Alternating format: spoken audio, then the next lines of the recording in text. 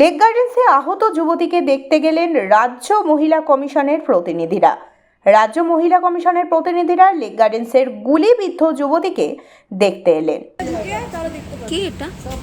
মহিলা কমিশনের প্রতিনিধি। রিসেপশনের ওইদিকে নেই, তোরা তো ব্যাক গেট দিয়ে ঢুকেছিস, আমি ফ্রন্ট গেট দিয়ে ঢুকেছি।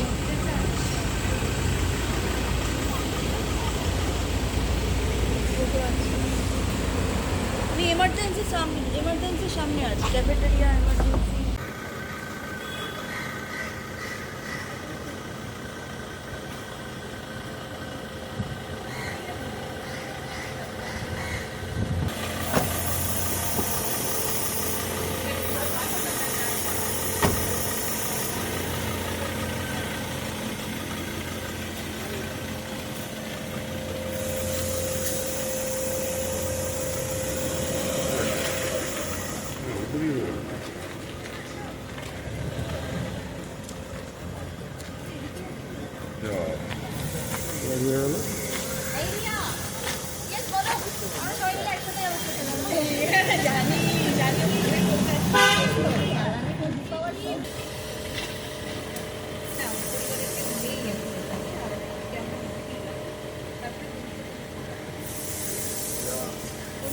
শরীর এখন মেয়েটি ক্রিটিক্যাল কিন্তু স্টেবল।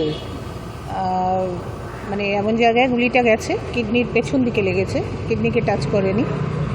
আরও অনেক ক্রিটিক্যাল হতে পারতো, কিন্তু এখন অপারেট করার জায়গায় নেই, একটু সময় লাগবে। আমরা নিয়ে এসেছি রিপোর্ট, তো সেটাও দেখবো ভালো করে। ডাক্তারবাবুর সঙ্গে কথা বলছে মেয়েটি, কথাবার্তা বলছে, সেন্সও আছে, ফুল সেন্স।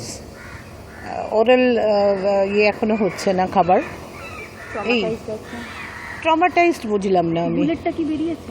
না, অপারেট করতে হবে, অপারেট করার মতো সিচুয়েশন এখনো নেই। পরিবারের কেউ ছিল না।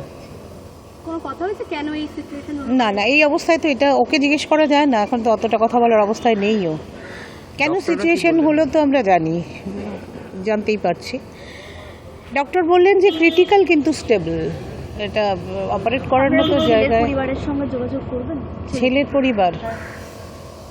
ছেলের পরিবারের সঙ্গে যোগাযোগ করবো কিনা এই মুহূর্তে ডিসাইডেড নয়। এখন ওরাও তো একটা সাংঘাতিক ট্রমার মধ্যে আছে, ছেলেটি তো আর নেই। আমাদের কনসার্ন তো উইমেন্স কমিশন থেকে আসছি, মানে মেয়েটির ব্যাপারটাই হওয়া উচিত। এই ব্যাপারে কথা বলার সময় নয়। মেয়েটি এখনও সাংঘাতিক একটা এর মধ্যে আছে, স্টেবল কিন্তু ক্রিটিক্যাল। এখন এটা কথা বলার সময় নয়, পরে আবার নিশ্চয়ই কথা হবে। আগে ওর অপারেশন হোক, ও আগে সুস্থ হোক, সেটা ডাক্তার বলতে পারছে না, কারণ যতক্ষণ না পর্যন্ত অপারেশনের সিচুয়েশন হচ্ছে ততক্ষণ অপারেট করতে গেলে অপারেশন টেবিলেই ব্লাড হতে পারে আর কি। যার ফলে ওরা ট্রিটমেন্ট করছে, যখন মনে হবে অপারেশন করতে পারবে করবে। কি রিপোর্ট দেবেন আজকে যা দেখলেন তার? এই যা বললাম। ওরা কি বিহারের বাসিন্দা? বিহারের বাসিন্দা নয়, বিহারে অরিজিনালি থাকে, মানে অরিজিনালি বিহারের, কিন্তু এখানে থাকে বজবজে কাজ করে, বোধহয় কোথাও জোট মিলে কাজ করে। আপনার নাম?